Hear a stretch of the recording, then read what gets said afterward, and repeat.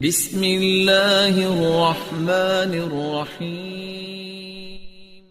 کے پوتوں سے ہود علیہ السلام پیدا ہوئے۔ ان کا نسب نامہ اس طرح ہے: ہود بن عبداللہ بن رباح بن جارود بن عامر بن اوس بن ارم بن سام بن نوح۔ ہود علیہ السلام کی قوم کو قوم عاد اور قوم ارم بھی کہا جاتا ہے، کیونکہ عاد اور ارم ہود علیہ السلام کے اجداد تھے۔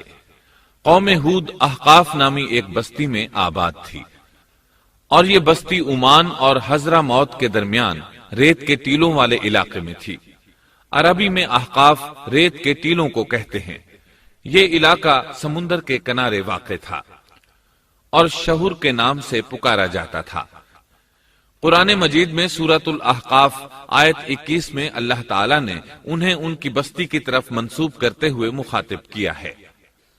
وَاذْكُرْ أَخَا عَادٍ إِذْ أَنذَرَ قَوْمَهُ بِالْأَحْقَافِ۔ اور عاد کے بھائی کو یاد کرو جبکہ اس نے اپنی قوم کو احقاف میں ڈرایا۔ قوم عاد کے لوگ اپنی رہائش کے لیے خیمے پسند کرتے تھے۔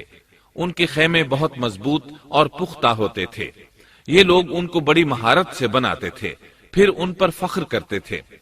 اللہ تعالیٰ سورۃ الفجر آیات 6 تا 8 میں فرماتے ہیں: أَلَمْ تَرَ كَيْفَ فَعَلَ رَبُّكَ بِعَادٍ إِرَمَ ذَاتِ الْعِمَادِ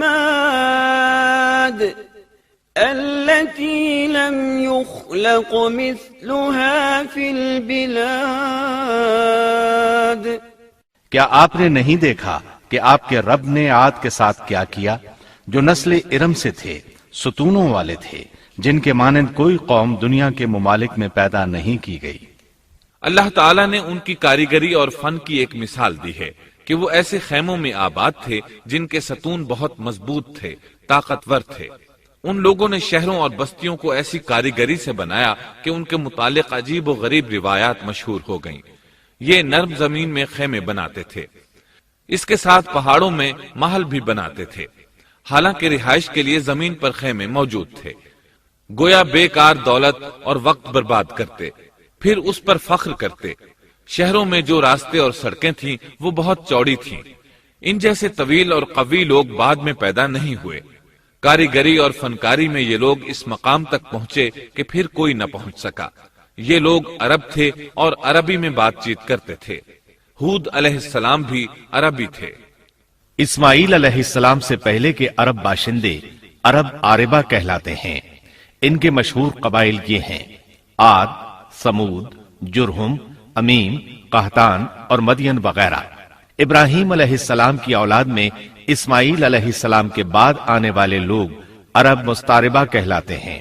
اسماعیل علیہ السلام عربی نہیں تھے، کنعانی تھے۔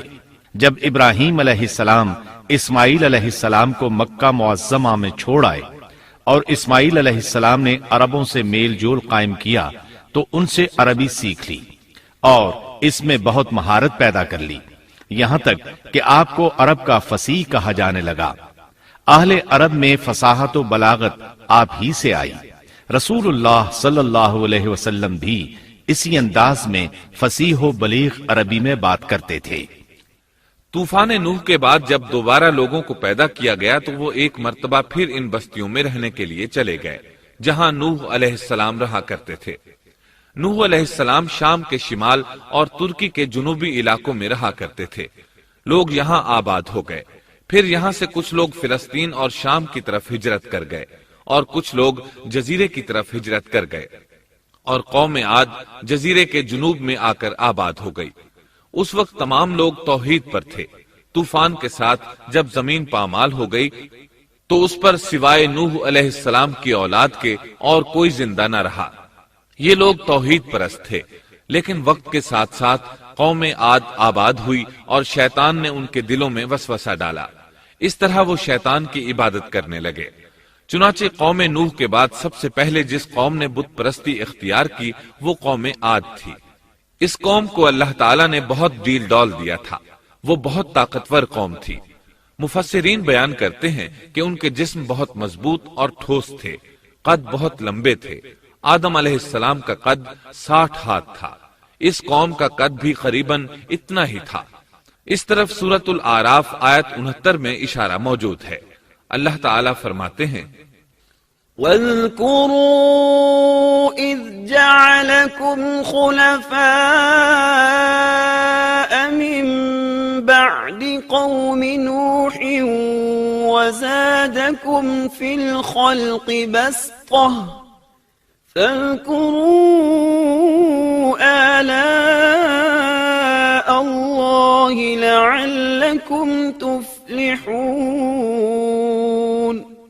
اور تم وہ حالت یاد کرو جب اللہ نے تمہیں قوم نوح کے بعد جانشین بنایا اور ڈیل ڈول میں تمہیں زیادہ پھیلاؤ دیا، سو تم اللہ کی نعمتوں کو زیادہ یاد کرو تاکہ تم فلاح پا جاؤ۔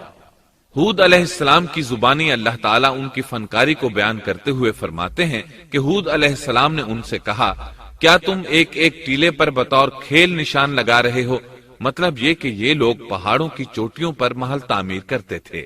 جب ان سے کہا جاتا کہ تم رہتے تو زمین پر ہو اور گھر پہاڑوں پر بناتے ہو، اس کی کیا وجہ ہے؟ اور تم اتنے مضبوط محل تعمیر کر رہے ہو، گویا ہمیشہ یہیں رہو گے۔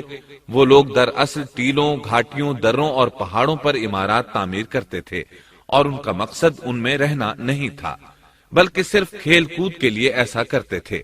ہود علیہ السلام نے انہیں جھنجھوڑا کہ تم ایسا کام کیوں کرتے ہو جس کا کوئی مقصد نہیں، جس کام کے فضول ہونے میں کوئی شک نہیں۔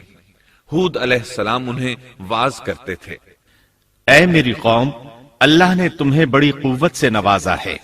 تمہاری طاقت کا عالم یہ ہے کہ جب تم کسی پر ہاتھ ڈالتے ہو تو ظلم کرتے ہو، کوئی شخص تمہارے سامنے آنا گوارا نہیں کرتا، لہذا اللہ سے ڈرو اور میری پیروی کرو۔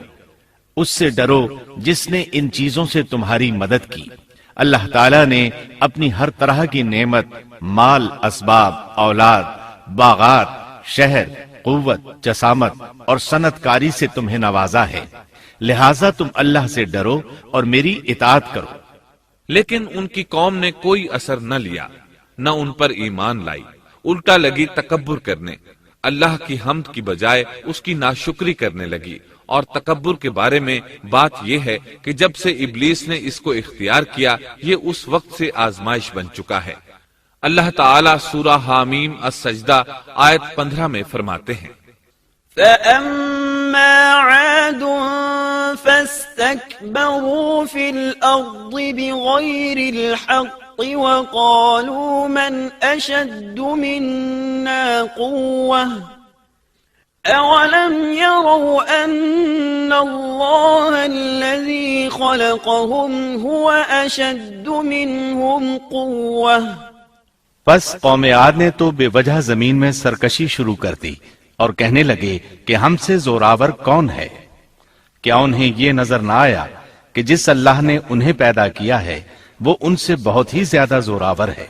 جب یہ لوگ اپنی سرکشی اور کفر میں حد سے بڑھ گئے، تب اللہ تعالیٰ نے ہود علیہ السلام کو ان کی طرف بھیجا۔ انہوں نے انہیں اللہ کی طرف بلایا اور کہا، اے میری قوم، اللہ کی عبادت کرو، اس کے سوا تمہارا کوئی معبود نہیں۔ کیا تم ڈرتے نہیں؟ قوم کے کافر سردار کہنے لگے، ہم تو دیکھتے ہیں کہ تو نری بے وقوفی میں ہے، ہمارے خیال میں تو جھوٹا ہے۔ اس پر ہود علیہ السلام نے فرمایا، میری قوم، میں بے وقوف نہیں، میں تو تمام جہانوں کے پروردگار کی طرف سے بھیجا گیا ہوں، تمہیں اپنے رب کے پیغامات پہنچا رہا ہوں، اور ہوں بھی تمہارا دلی خیر خواہ اور امانت دار۔ کیا تم اس بات سے تعجب کرتے ہو کہ تم میں سے ایک شخص کی معرفت، اللہ کا ذکر تم تک پہنچا کہ وہ تمہیں خبردار کر دے؟ تم اللہ کی اس نعمت کو یاد کرو کہ اس نے تمہیں قوم نوح کے بعد خلیفہ بنایا اور ڈیل ڈول میں تمہیں زیادہ پھیلاؤ دیا۔ تم اللہ کے احسانات کو یاد کرو تاکہ فلاح اور نجات پا جاؤ۔ ہود علیہ السلام نے اللہ کی عظیم نعمتوں کے ساتھ انہیں نصیحت کی، لیکن وہ بدبخت کفر ہی کرتے رہے۔ آخر انہیں جھنجھوڑنے کے لیے انہوں نے فرمایا، اے میری قوم، اللہ ہی کی عبادت کرو، اس کے سوا تمہارا کوئی معبود نہیں۔ تم تو صرف بہتان بازی کر رہے ہو، یعنی جن بتوں کی تم پوجا کر رہے ہو ان کی پوجا تم نے خود گھڑی ہے۔ اللہ تعالیٰ نے تو اس کے متعلق کوئی دلیل نازل نہیں فرمائی۔ میری قوم کے لوگوں، میں تم سے اس دعوت و تبلیغ کی کوئی اجرت نہیں مانگتا، میرا اجر اس کے ذمے ہے جس نے مجھے پیدا کیا ہے، تو کیا تم پھر بھی عقل سے کام نہیں لیتے؟ اے میری قوم کے لوگوں، اپنے رب سے گزشتہ گناہوں کی معافی طلب کرو، آئندہ گناہوں سے توبہ کرو، تاکہ وہ برسنے والے بادل تم پر بھیج دے اور تمہیں طاقت میں اور بڑھا دے، تاکہ تم گناہگار ہونے کے باوجود روگردانی نہ کرو۔ ہود علیہ السلام مسلسل انہیں دعوت دیتے رہے، لیکن وہ ظالم قوم نوح کی طرح ان کا مذاق اڑانے لگی اور کہنے لگی، ہمارے خیال میں تو بے وقوف ہے اور شاید تو ہمارے کسی معبود کے بڑے جھپٹے میں آ گیا ہے، تو ہمارے بتوں کو برا کہتا ہے، اس لیے ان میں سے کسی کی مار تم پر پڑی ہے، اسی لیے تو ذہنی مریض بن گیا ہے۔ وہ ظالم لوگ چونکہ آخرت پر ایمان نہیں رکھتے تھے اور دنیا میں خوشحالی کی زندگی بسر کر رہے تھے اور تھے بھی اپنی قوم کے سردار، اس لیے اپنے ماتحتوں سے کہنے لگے، یہ تو تم جیسا ہی انسان ہے، وہی کچھ کھاتا ہے جو تم کھاتے ہو اور پیتا بھی وہی کچھ ہے جو تم پیتے ہو۔ اب اگر تم نے اپنے جیسے انسان کی اطاعت قبول کر لی تو سخت خسارے میں رہو گے۔ کیا یہ تمہیں اس بات سے دھمکاتا ہے کہ جب تم مر کر خاک اور ہڈیاں بن جاؤ گے تو پھر زندہ کیے جاؤ گے؟ ہرگز نہیں، یہ بات امکان سے باہر ہے جس کا وعدہ تم سے کیا جاتا ہے۔ یہ زندگی تو صرف دنیا کی ہے، ہم مرتے جیتے رہتے ہیں، ہم پھر نہیں اٹھائے جائیں گے۔ یہ تو وہ شخص ہے جس نے اللہ پر جھوٹ باندھا ہے، ہم اس پر یقین کرنے والے نہیں۔ ہود علیہ السلام انہیں دعوت دیتے رہے، یہاں تک کہ ان کی قوم نے واضح طور پر کہہ دیا کہ آپ ہمیں واز سنائیں یا نہ سنائیں، ہم تو اپنی روش نہیں چھوڑیں گے، یہ تو پرانے لوگوں کا دین ہے۔ اس طرح قوم انہیں مسلسل جھٹلاتی ہی رہی۔ آخر ہود علیہ السلام نے بھی انہیں کھلم کھلا دھمکی دی اور فرمایا، لوگوں سنو، میں صرف تمہیں ہی نہیں اللہ کو بھی گواہ بنا کر اعلان کرتا ہوں کہ اللہ کے سوا جس کی عبادت ہو رہی ہے میں ان سب سے بری طرح بیزار ہوں۔ اب تم ہی نہیں اپنے ساتھ اوروں کو بھی بلا لو اور اپنے ان سب جھوٹے معبودوں کو بھی بلا لو، اور تم سے جو ہو سکے مجھے نقصان پہنچا دو، مجھے کوئی مہلت نہ دو، نہ مجھ پر ترس کھاؤ۔ یہ فرمانے کے بعد انہوں نے اللہ سے دعا کی، رب انصرنی بما کذبون، اے پروردگار ان کے جھٹلانے پر تو میری مدد فرما۔ اللہ کی طرف سے آپ کو جواب ملا، یہ تو بہت ہی جلد اپنے کیے پر پچھتانے لگیں گے۔ اللہ کے نبی کا انکار کرنے، اس سے بغض رکھنے اور اس کا مذاق اڑانے والوں کا انجام کیا ہوا؟ اللہ نے انہیں ایسے زناٹے کی آندھی سے تہس نہس کیا کہ جس کی تاریخ میں مثال نہیں ملتی۔ اللہ نے ان سے بارش روک لی، اس سے خشک سالی کی کیفیت پیدا ہو گئی، درخت اور پھل ختم ہو گئے، وہ لوگ بارش کی خواہش کرنے لگے۔ اسی حالت میں ایک دن اللہ نے انہیں عذاب دینے کا ارادہ فرمایا۔ انہوں نے دیکھا ایک سیاہ بادل ان کی طرف بڑھ رہا ہے، خوشی سے اچھلنے لگے، کہنے لگے یہ بادل ہم پر برسنے والا ہے، جبکہ ان کا خیال غلط تھا۔ دراصل ابر کی صورت میں یہ وہ قہر الہی تھا جس کے آنے کی وہ جلدی مچا رہے تھے۔ وہ عذاب ان کی بستیوں کی تمام چیزوں، پھلوں، خیموں، درختوں کو تہس نہس کرتا ہوا آیا۔ اسے اللہ کا یہی حکم تھا۔ آندھی اس قدر زبردست تھی کہ پہاڑوں پر ان کے تعمیر کردہ محلوں تک کو اڑا لے گئی۔ مجرموں کا یہی بدلہ ہے۔ اللہ تعالی سورۃ الزاریات آیت 41 اور 42 میں فرماتے ہیں، وَفِي عَادٍ إِذْ أَرْسَلْنَا عَلَيْهِمُ الرِّيحَ الْعَقِيمَ مَا تَذَرُ مِن شَيْءٍ أَتَتْ عَلَيْهِ إِلَّا جَعَلَتْهُ كَالرَّمِيمِ۔ اسی طرح عادیوں میں بھی ہماری طرف سے تنبیہ ہے، جبکہ ہم نے ان پر خیر و برکت سے خالی آندھی بھیجی، وہ جس چیز پر گرتی تھی اسے بوسیدہ ہڈی کی طرح چورا چورا کر دیتی تھی۔ اس آندھی نے ہر چیز کو فنا کر کے رکھ دیا۔ اللہ تعالیٰ ان کی تباہی ایک جگہ ان الفاظ میں بیان کرتے ہیں، قوم عاد نے بھی جھٹلایا، پس کیسا ہوا میرا عذاب اور میری ڈرانے والی باتیں۔ ہم نے ان پر تیز و تند مسلسل چلنے والی ہوا ایک لگاتار منحوس دن میں بھیج دی، جو لوگوں کو اٹھا اٹھا کر دے پٹکتی تھی۔ گویا کہ وہ جڑ سے کٹے ہوئے کھجور کے تنے ہیں۔ پس کیسی رہی میری سزا اور میرا ڈرانا؟ یقیناً ہم نے قرآن کو نصیحت کے لیے آسان کر دیا ہے، پس کیا ہے کوئی نصیحت پکڑنے والا؟ ایک تیسرے مقام پر اللہ نے ان کی ذلت اور رسوائی کا ذکر یوں کیا ہے، قوم عاد بے حد تند اور تیز ہوا سے غارت کر دی گئی۔ وہ ہوا ان پر برابر لگاتار 7 رات اور 8 دن تک اللہ کے حکم سے چلتی رہی۔ آپ وہاں ہوتے تو دیکھتے کہ وہاں لوگ یوں چاروں شانوں چت گرے پڑے ہیں جیسے وہ کھجوروں کے کھوکھلے تنے ہوں۔ کیا ان میں سے کوئی بھی آپ کو باقی نظر آ رہا ہے؟ ہود علیہ السلام کو اللہ تعالیٰ نے اپنی رحمت سے نجات دی۔ باقی تمام جگہوں پر تباہی تھی، لیکن جس جگہ ہود علیہ السلام اور ان کے ساتھی تھے اس طرف یہ ہوا پھٹکی بھی نہیں۔ کہا جاتا ہے کہ ایک باڑ تھی جس میں ہود علیہ السلام، حیوانات، چوپائے اور ان پر ایمان لانے والے تھے، اور آندھی نے ہر چیز کو فنا کر ڈالا۔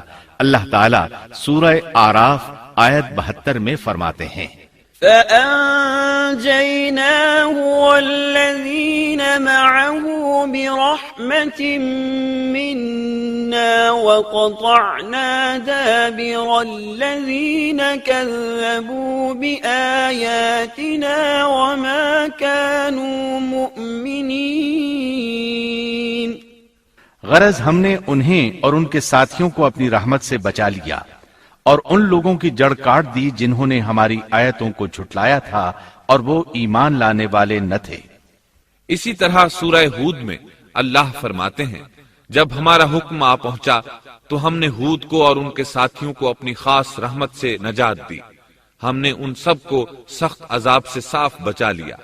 یہ تھے قوم عاد کے لوگ جنہوں نے اپنے رب کی آیتوں کا انکار کیا اور اس کے رسولوں کی نافرمانی کی، اور ہر ایک سرکش نافرمان کے حکم کو مانا۔ دنیا میں بھی ان پر لعنت لگا دی گئی اور قیامت کے دن بھی۔ دیکھ لو، قوم عاد نے اپنے رب سے کفر کیا، ہود کی قوم عاد پر لعنت ہو۔ اس طرح قوم عاد تباہ ہو گئی۔ ان کے بعد مومنوں نے ان کے باقی بچ جانے والے مکانات پر قبضہ کر لیا اور وہاں رہنے لگے۔ پھر ہود علیہ السلام نے حضرہ